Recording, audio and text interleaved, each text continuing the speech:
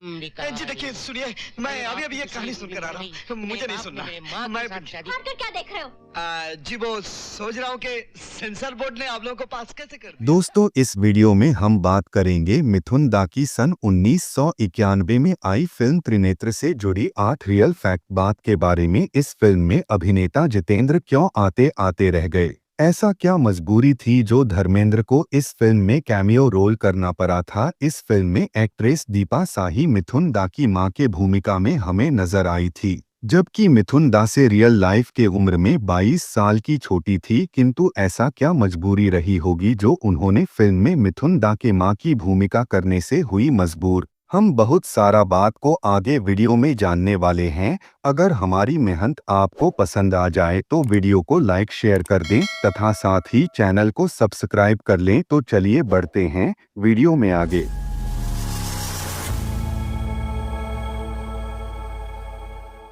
त्रिनेत्र एक action drama film थी जिसे स्टोरी लिखे थे हैरी बावेजा ने, डायलॉग लिखे थे राही मासूम राजा ने और फिल्म को प्रोड्यूस किए थे त्रिलोचन बावेजा ने। और इस फिल्म को डायरेक्ट किया था स्वयं हैरी बावेजा ने, जो इससे पहले इन्होंने बब्बर सुभाष के असिस्टेंट हुआ करते थे और ये इनकी बतौर डेब्यू डायरेक्ट की गई फिल्म थी। 2 घंटा 37 मिनट की कुल लंबाई वाली इस फिल्म को रिलीज किया गया था 26 जुलाई सन 1991 को। फिल्म में हमें नजर आए थे मिथुन चक्रवर्ती, शिल्पा शिलोटकर, अमरीश पुरी, गुलशन ग्रोवर, अनुपम खेर, कादर खान, शक्ति कपूर, दीपा शाही, लक्ष्मीकांत बेर्डे और महशानंद। इसके अलावा धर्मेंद्र हमें एक स्पेशल अपीयरेंस में नजर आए थे। फिल्म में म्यूजिक दिया था आनंद मिलिंद ने और गानों के लिरिक्स लिखे थे समीर ने। इस फिल्म के म्यूजिक एल्बम में कुल मिलाकर टोटल 7 गाने रखे गए थे, जिन गानों की बोल हैं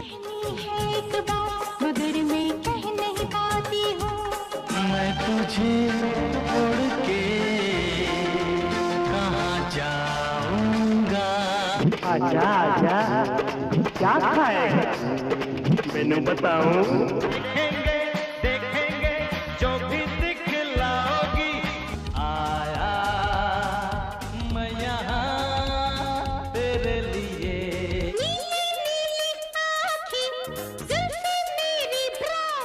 फिल्म के गाने मैं तुझे छोड़ के कहाँ जाऊंगा गानों को फिल्म की म्यूजिक एल्बम के अंदर 3 वर्जन में रखा गया था। फिल्म के सभी गाने तो नहीं, किंतु गाने मैं तुझे छोड़ के कहाँ जाऊंगा उस टाइम पर लोगों की द्वारा काफी पॉपुलर हुआ था, जिन गानों को लोगों ने आज की डेट में भी सुनना बेहद पसंद करते हैं। फिल्म की इन सभी गानों में अपनी मखमली सुंदर आवाजें दी थी कुमार सानू, अमित कुमार, SP बालासुब्रमण्यम, जॉली मुखर्जी और कविता कृष्णमूर्ति ने। तो चलिए अब जान लेते हैं इस फिल्म से जुड़ी हुई 8 खास अननोन फैक्ट्स के बारे में। फैक्ट नंबर 1, इस फिल्म का बजट रखा गया था लगभग 2 करोड़ 35 लाख रुपया और इसने इंडिया में कलेक्शन किया था लगभग 3 करोड़ 55 लाख रुपया। इस फिल्म ने अपने पहले दिन में कलेक्शन किया था लगभग 32 लाख रुपया और अपने पहले सप्ताह में कलेक्शन किया था लगभग 2 करोड़ 18 लाख रुपया। अगर वर्ल्ड वाइड कलेक्शन की बात करें तो इसने कलेक्शन किया था लगभग 4 करोड़ 40 लाख रुपया और इस लिहाजा एक एवरेज फिल्म साबित हुई थी। और कमाई करने के मामले में ये फिल्म सन 1991 में 26वें नंबर पर थी। अगर उस साल की सर्वाधिक कमाऊ 5 टॉप 5 फिल्म लिस्ट की बात करें तो पहले नंबर पर थी फिल्म साजन, दूसरे नंबर पर थी फिल्म हम, तीसरे नंबर पर थी फिल्म सौदागर, चौथे नंबर पर थी फिल्म फूल और कांटे और 5वें नंबर पर थी फिल्म सड़क। 2 घंटा 37 मिनट की ड्यूरेशन वाली इस फिल्म को IMDb पर 10 में से 5.2 आउट ऑफ की रेटिंग मिली हुई है। फैक्ट नंबर 2, कहा जाता है लीजेंडरी धर्मेंद्र और मिथुन दा का सन 1980 के दशक में एक दूसरे के साथ अच्छी आदर्श शुरू हुआ था। दोनों ने एक साथ में कई बेहतरीन फिल्मों दी थी। हालांकि सन 1987 में आई फिल्म मैं बलवान को छोड़कर दोनों ने बहुत सारा फिल्मों में दोस्त की भूमिका में थे, क्योंकि फिल्म मैं बलवान में धर्मेंद्र ने मिथुन दा के मामा की भूमिका में थे। किंतु इस फिल्म में धर्मेंद्र ने मिथुन दा के पिता का भूमिका स्वीकार कर लिया था। हालांकि उनका रोल उतना बड़ा नहीं था क्योंकि वह फिल्म में स्पेशल अपीयरेंस में थे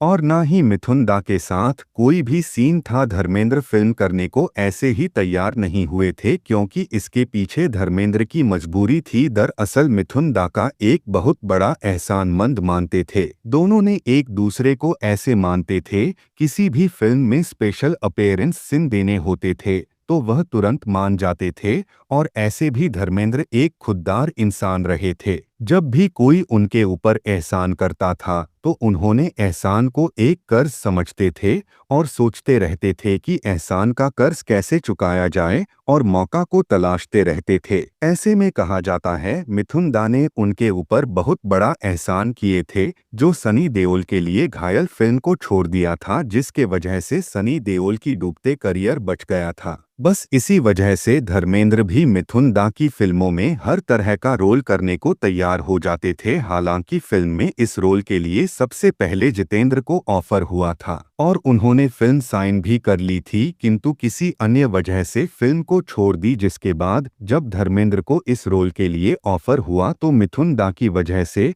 वह तुरंत करने को तैयार हो गए। हालांकि इस तरह का रोल इनके लिए नया नहीं था, क्योंकि इससे पहले अपने करियर में उन्होंने सन 1977 में आई फिल्म चाचा भतीजा में रणधीर कपूर के चाचा का रोल भी कर चुके थे। त्रिनेत्र में धर्मेंद्र की भूमिका सन 1984 में आई फिल्म मकसद में शत्रुघ्न की भूमिका के सिमिलर थी, जिसमें शत्रुघ्न जितेंद्र के पिता की भूमिका में थे और धर्मेंद्र की तरह उनके भी मौत हो जाती है। और इसके बाद तो ना जाने कितनी ऐसी फिल्मों आईं जिनमें दो बड़े स्टार बाप बेटे की भूमिका में थे। हालांकि कुछ ऑडियंस ने नकार दिया तो कुछ को काफी पसंद भी आए थे। लेकिन धर्मेंद्र हिंदी सिनेमा के एक ऐसे सितारे हैं जिनकी जैसे रोल सीने तो खराब हुई और ना ही कुछ बदलाव हुआ, क्योंकि फिल्म त्रिनेत्र के बाद भी वह बहुत सारा फिल्मों में बतौर सोलो हीरो हीरोइनों के साथ रोमांस करते हुए नजर आए थे। फैक्ट नंबर 3, फिल्म में अगर धर्मेंद्र मिथुन दा के पिता की भूमिका में थे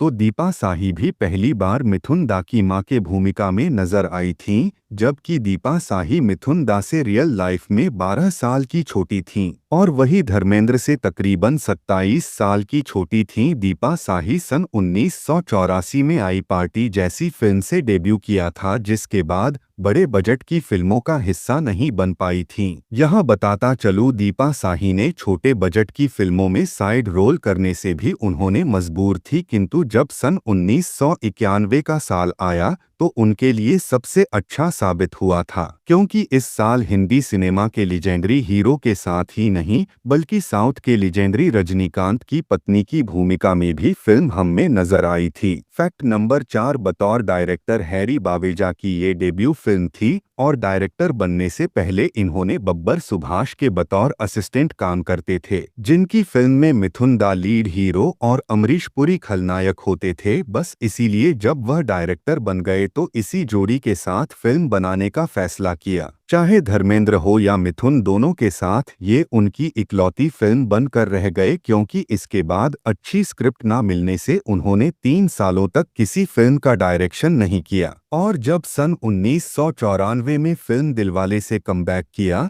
तो अजय देवगन उनके फेवरेट हीरो बन गए थे, जिनके साथ उन्होंने बैक टू बैक कई फिल्मों बनाए थे। फैक्ट नंबर 5, फिल्म में मिथुन दा के अपोजिट पहले किमी काटकर को साइन किया गया था, लेकिन जिंदगी में उतार चढ़ाव के चलते उन्होंने फिल्म को बीच में ही छोड़ दी। जिसके बाद मिथुन दा ने बरसा गावंकर की सिफारिश की थी, जो उस टाइम शिकारी फिल्म में उनके साथ काम कर रही थी, लेकिन रोल पसंद न आने से उन्होंने मना कर दी। हालांकि मिथुन दा ने उन्हें बहुत समझाया कि बाद में पछताना पड़ेगा, किंतु जब इन्होंने नहीं मानी तो फिल्मकारों ने शिल्पा शिलोटकर को फिल्म में साइन कर लिया, जिन्होंने इससे पहले मिथुन दा के साथ भ्रष्टाचार और पाप की कमाई जैसी फिल्मों में काम किया था। हालांकि दोनों फिल्मों में शिल्पा किसी दूसरे हीरो के अपोजिट थी और फिल्म त्रिनेत्र में उन्होंने पहली बार मिथुन दा के अपोजिट काम किया। इसके अलावा फिल्म में मराठी फिल्मों की तरह हिंदी फिल्मों में भी लक्ष्मीकांत बेर्डे खूब नाम कमाना चाहते थे,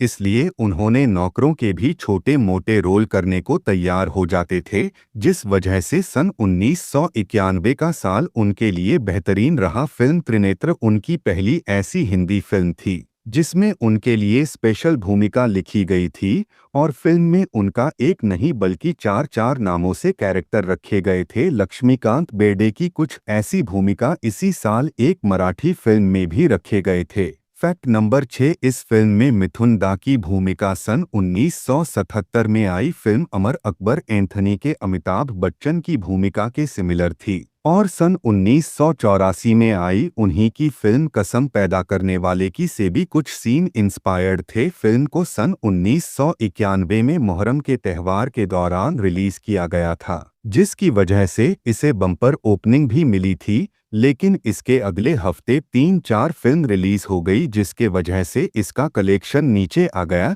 जिससे ये ज्यादा प्रॉफिट कमा नहीं पाई। इसके अलावा बॉलीवुड पॉपुलर सिंगर कुमार सानू का गाए हुआ गाना मैं तुझे छोड़ के कहाँ जाऊंगा फिल्म का सबसे पॉपुलर गाने थे, जिस वजह से इन गानों को अलग अलग वर्जन में रखे गए थे। यहाँ बताता चलूं, धर्मेंद्र की भूमिका एक गाने में लगभग 15 से 20 मिनट के अंदर ही खत्म हो गई थी। इसके बावजूद भी धर्मेंद्र को पोस्टर पर मिथुन के साथ जगह दी गई थी, जिसके वजह से फिल्म को फायदा भी मिला था, क्योंकि कुछ लोग अपने चहेते हीरो की फिल्म देखने के लिए नहीं चूकते हैं, फिर चाहे कुछ ही मिनटों का क्यों ना हो। फैक्ट नंबर 7, बतौर डायरेक्टर हैरी बवेजा की अगर ये डेब्यू फिल्म थी तो उनके साथ त्रिलोचन बवेजा की ये बतौर प्रोड्यूसर डेब्यू हिंदी फिल्म होने के साथ साथ एकमात्र इकलौती फिल्म भी बनकर रह गया। हालांकि त्रिलोचन ने इसे पहले सन 1977 में आई बंगार फिल्म को भी प्रोड्यूस किया था, लेकिन वह एक पंजाबी फिल्म थी।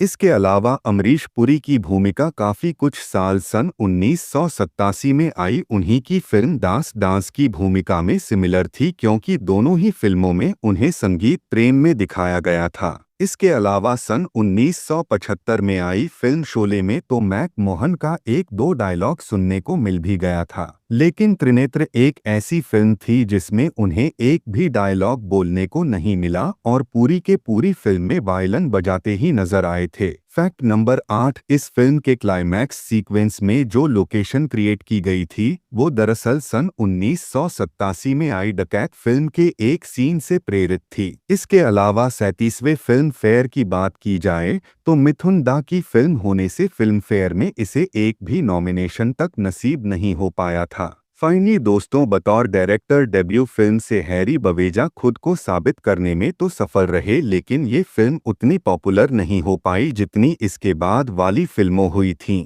अच्छा गीत संगीत और दमदार डायलॉग तो हमेशा ही उन फिल्मों की जान माने जाते हैं और मैं तुझे छोड़कर कहाँ जाऊंगा गानों के सिंगर कुमार सानू हैरी बवेजा के फेवरेट गायक भी बन गए थे। उनकी हर फिल्म में कुमार सानू ने ही कई बेहतरीन गाना गा चुके हैं, बल्कि आज भी उतने ही पॉपुलर है जितने पहले थे। त्रिनेत्र फिल्म की स्क्रिप्ट कुछ जगह कमजोर थी। दरअसल धर्मेंद्र का रोल भी ऑडियंस को पसंद नहीं आया था, लेकिन मिथुन दा के उस टाइम एक ऐसा दौर था जिनके नाम से ही पब्लिक थिएटर में खिंची चली आती थी। तो दोस्तों, ये तो बात हुई मिथुन दा और धर्मेंद्र की फिल्म त्रिनेत्र से जुड़ी हुई बहुत सारा अननोन फैक्ट्स के बारे में। उम्मीद है आपको हमारी मेहनत पसंद आया होगा। अगर पसंद आया हो तो वीडियो को लाइक शेयर कर दें तथा चैनल को सब्सक्राइब करना ना भूलें। बस इस वीडियो में इतना ही, हमें दीजिए इजाजत, फिर मिलते हैं नई वीडियो के साथ। जब तक रखिए आप अपना ख्याल। मेरे साथ जुड़े रहने के लिए धन्यवाद।